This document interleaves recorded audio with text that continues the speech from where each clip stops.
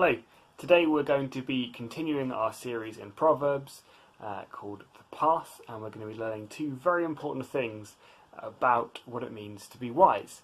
These two things are connected to each other.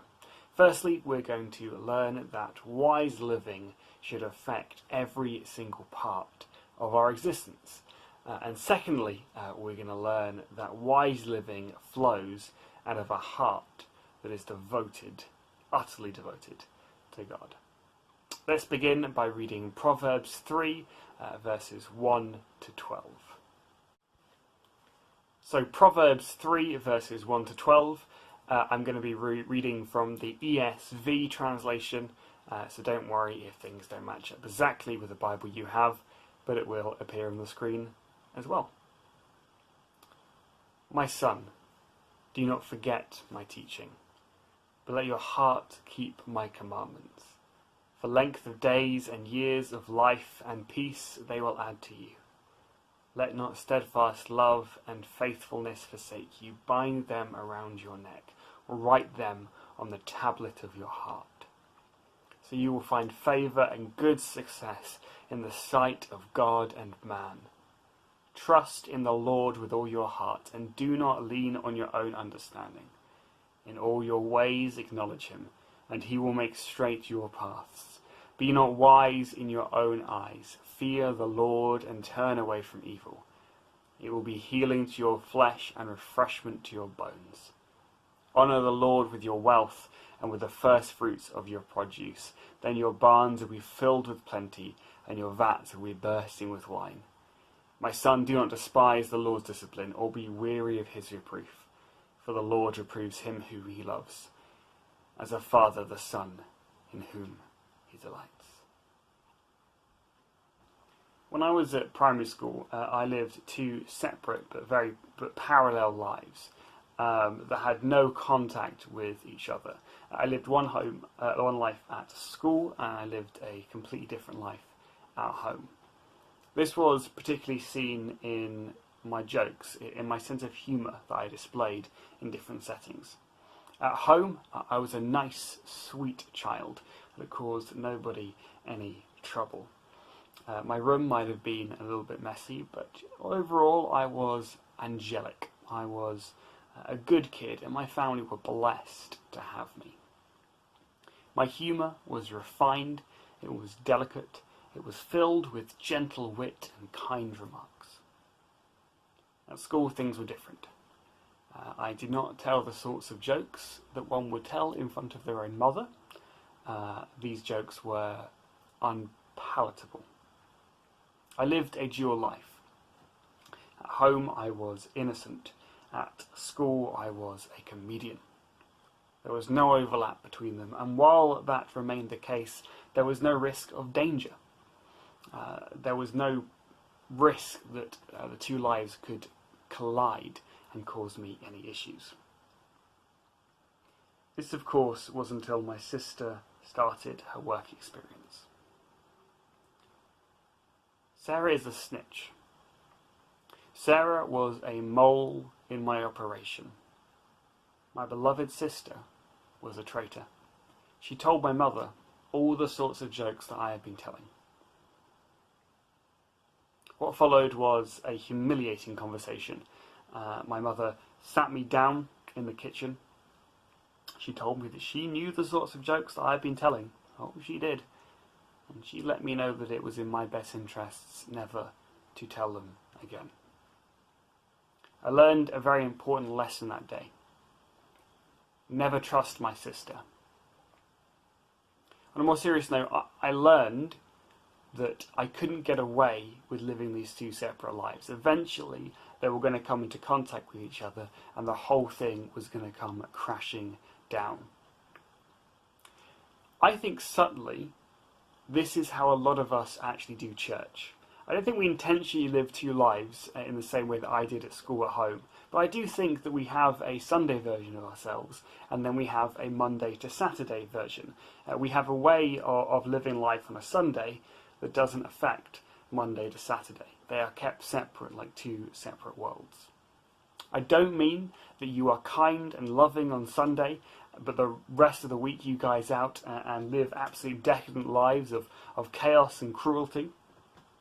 I hope that's not the case. What I do think is on Sunday, we tend to do a lot of stuff that we don't think has a lot to do with the rest of the week. On Sunday, we meditate our eternal future. We think about how we're going to spend forever in heaven with God and then in the new creation with Him. We think about all the things we sing about, how wonderful God is, how He has provided for us, and we escape from our lives by engaging with the supreme, omniscient God of all creation. On Monday, we do paperwork, we drink coffee, and that's it. Or maybe we drop the kids off at the school and we come back and we have to look at all the mess they've left behind them and haven't cleared up. Or maybe we find ourselves in a panic because we didn't do the homework that we really should have done on Friday night or Saturday morning. There sometimes doesn't seem a lot connecting sublime Sundays with mundane Mondays. To be a Christian is wonderful. To know that our eternity is secure is amazing. But first, we have to pay off the mortgage. In our society, we have been told that faith is a personal matter.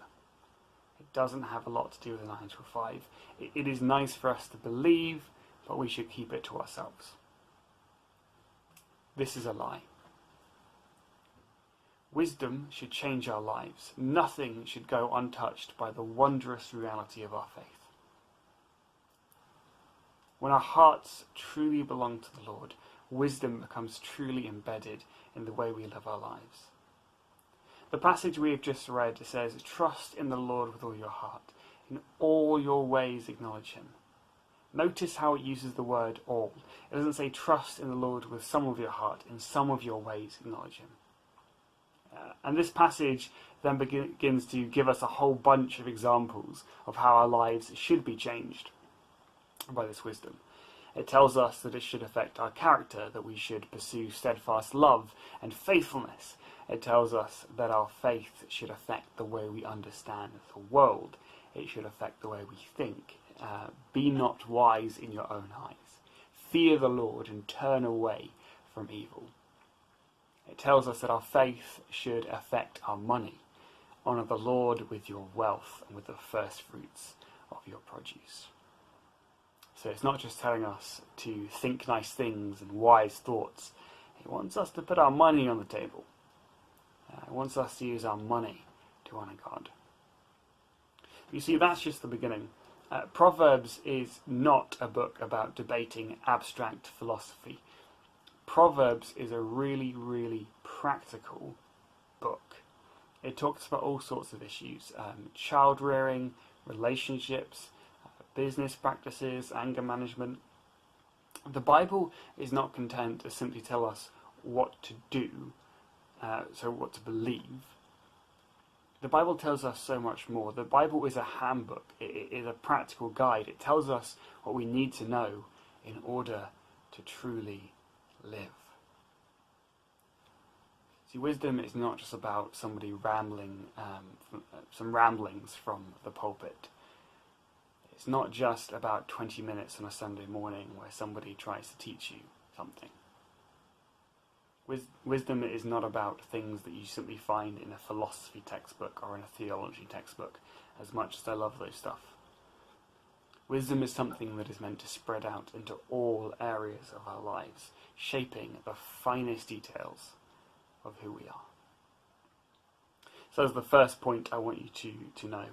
True wisdom should change all of your life. It shouldn't be restricted to a Sunday. It should spread out and it should change your whole week. That's awesome.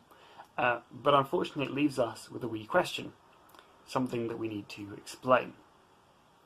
If wisdom changes our lives, where can we get this wisdom from?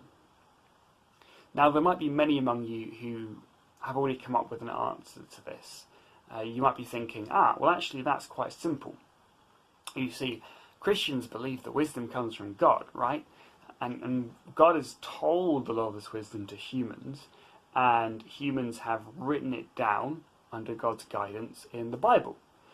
So if you want to become wise, you just got to read the Bible. All sorted. We can finish the sermon here and all go home in under 10 minutes. Now that's a great idea, and I do thoroughly recommend that you read the Bible, because the Bible is full of the wisdom of God. It is full of the things he teaches us, and it is vital to the Christian life. But reading the Bible, that will not make you wise alone. For the last 3 years, I have studied in academic institutions. I've studied the Bible. I spent 2 years at Durham, and now I'm spending 1 year at Moorlands. Sorry, I'm spending 3 years at Moorlands. I know people who know the Bible like the back of their hands. They have read it multiple times, many more times than I have. They have written many more essays on it than I have. They have listened to many more lectures than I have. And some of them now have PhDs that they teach on these topics. Are they all wise? No. Some of them are. But to be honest, there are people out there who I've seen who have spent their whole life studying the Bible, but have less wisdom than somebody who picked it up for the first time yesterday. So my second point is this. True wisdom doesn't come from reading the Bible alone, but from a close relationship with God. We read in the Bible that over and over again we read that wisdom comes from God. That our hearts are meant to be close to him. That when we have him at the centre of our hearts, it allows us to grow and live our lives based on him. It tells us in this passage to trust in the Lord with all your heart. It tells us to not lean on your own understanding, but to listen carefully to him. There are many people out there who have studied, who have memorized, who have dissected God's word, but they've never listened to it. They've never taken God's words, put God's words in their heart, and truly, utterly listened. This passage does not say, make sure you keep my commandments. Instead it says, let your heart keep my commandments. It says, let not steadfast love and faithfulness forsake you, but tells us to bind them around our neck, to write them on the tablet of our heart. We are to take the teaching of God and not just leave it here, but place it here, place it at the core of what it means to be a human. We are to trust the Lord with all our hearts. Wisdom is not just a bunch of rules, it is not just guidelines, but it is something living that happens in your heart when you have a growing, trusting relationship with God. And from there it flows outward. We see that partially here when it starts to talk about money, but we also see that in the rest of the book as well, as it starts to apply this to all different areas of our lives. So true wisdom lives in your heart, nurtured by a relationship with God, and it goes on to change every aspect of your life. You know, this is actually core to what it is, what it means to be a Christian. Christianity isn't just about the stuff that we do, it isn't about the stuff that happens on the outside, and it's not just about the stuff that happens on the inside either. In Christianity, we are meant to live out what is going on in our hearts. When we become a Christian and we get a new heart, we get an inward change, but a change that is not meant to just stay inward, but is meant to flow out and change everything. We have a heart changed by knowing God, and this should change our lives as well. This is a theme that runs throughout the whole Bible. Having faith in Jesus Christ, believing that he died for you, believing that he is God, that is what it means to be a Christian. But if that faith is genuine, then it doesn't just stay inside of you. It starts to leak out. It starts to overflow. And it starts to change your life. The same is true of wisdom. If we have wisdom in our hearts, if we have God in our hearts, then wisdom will start to flow out. It will start to change everything. And that is where wise living comes from. So we have established two things today. Firstly, we have established that wisdom is meant to change our whole lives. It shouldn't be limited to a Sunday. But secondly, that wisdom is meant to come from in here, from a heart relationship with God, from fearing God, from trusting the Lord, from listening to Him in our hearts. It is meant to flow outward and change our world. But there is one final thing we need to talk about. And it is a consequence of those two things. You are not going to live a life filled with wisdom unless your heart is in a good place with God. So how is your heart doing this morning? Over the last few years, I have noticed a pattern that a lot of Christian leaders fall into. I've seen a lot of people doing it out there. I'm not going to name any names, but honestly, I think that this is an almost universal trend, and that the majority of Christian leaders out there are going down this path. It is something you see unfolding again and again.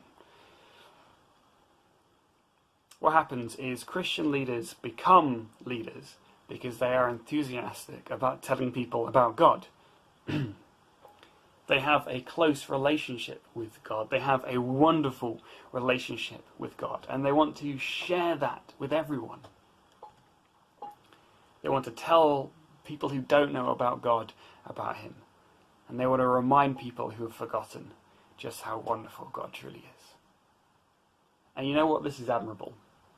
It's because of leaders like that our churches keep burning with passion. They bring energy and vibrancy to the Christian life. Some of these leaders have success. They are met with growing churches and they are met with growing name recognition. Some are not so successful, but they plough on regardless, giving glory to God alone. They use their gifts to bless. They use their gifts how they were meant to do, whether or not that is to large congregations or to small. And they serve God. When they meet success, that means things are working well and they throw themselves into their work, working harder and harder. When they meet failure, well, that just means they need to work harder to make up for it. So they do. They work harder and harder, they get busier and busier, and they devote their lives to serving God. They come up with new ideas, new ministries, they revamp the Sunday school, they start a new outreach opportunity, they launch a new evening service, and they start to work their socks off. They have vision meeting after vision meeting after vision meeting.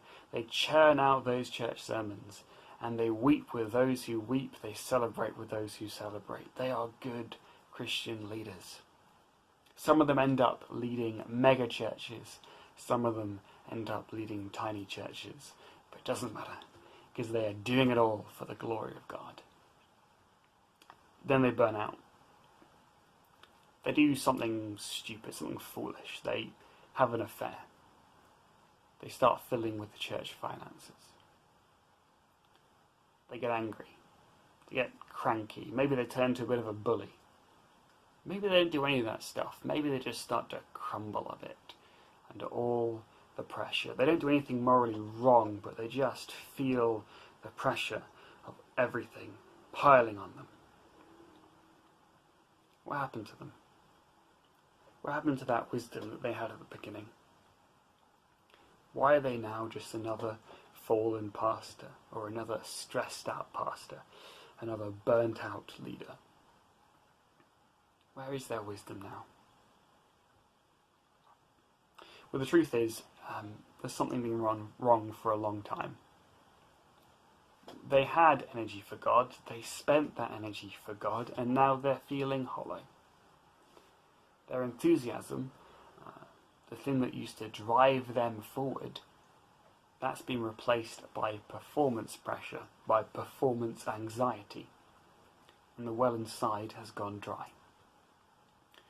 The wise living is gone, and it was completely and utterly predictable, because they have been neglecting their hearts. Their hearts have gone to the bottom of the agenda. The busyness has pushed them out. There was just more important things to do. The passionate relationship they once had with God, where they felt like the Spirit of God coursed through their veins, that has been replaced with a to-do list. It has been replaced with busyness. But you see, if wisdom is rooted in God, then a neglected heart, a neglected relationship with God, can only have bad results. Their wise living is gone because the foundation behind it all, their relationship with God, their heart that was rooted in Him, that has been ripped out, that has been eroded by other stuff. But you see, it's not just Christian leaders who experience this. Christian leaders are just most visible when this happens. We see their mistakes more easily.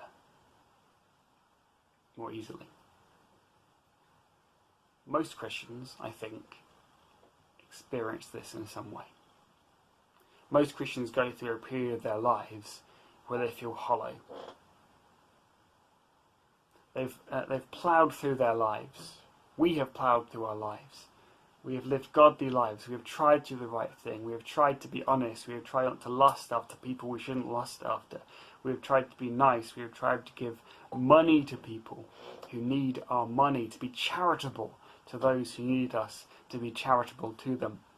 And we have spent time looking after our family. We have spent time working hard at work, making sure we walk the dog twice a day. We've tried to make sure our faith impacts our lives. We've tried to be a good witness at work, a good friend to those who need it. We have tried to work every moment of every day, trying to be the person that God wants us to be. But you know what? Our hearts are not warm. They are cold. We feel hollow. Our relationship with God is now distant, and to be honest, we sometimes wish we could pack the whole thing in. Our hearts just aren't in it anymore. Do you want to live a wise life? Do you want to live a life where God's wisdom is evident in what you do? Do you want to live a transformed life? A life that brings glory to Him? Look to your heart. Pay attention. Is it a place where God truly dwells? Are you spending time with Him? Are you listening to Him? Are you growing in your relationship with Him? Are you having fun with Him? Or is all of life crowding that out? If you can only remember one thing from today, remember this. The way you live your life is bound up with the condition of your heart. If your heart is entwined with the God you love, then that love will overflow into your life.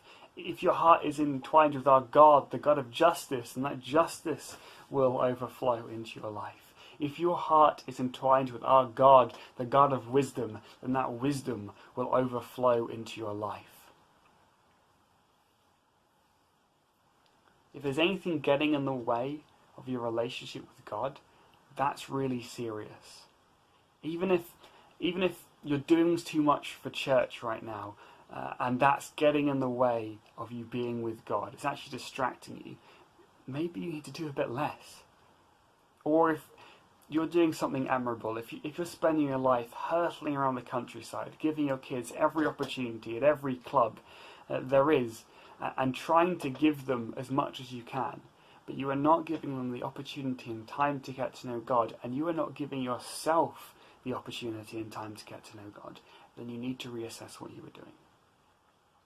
If there is anything getting in the way, if it is busyness, if it is a relationship, if it is a habit that you need to stop, If there's anything stopping you nurture your relationship with God, then let it go.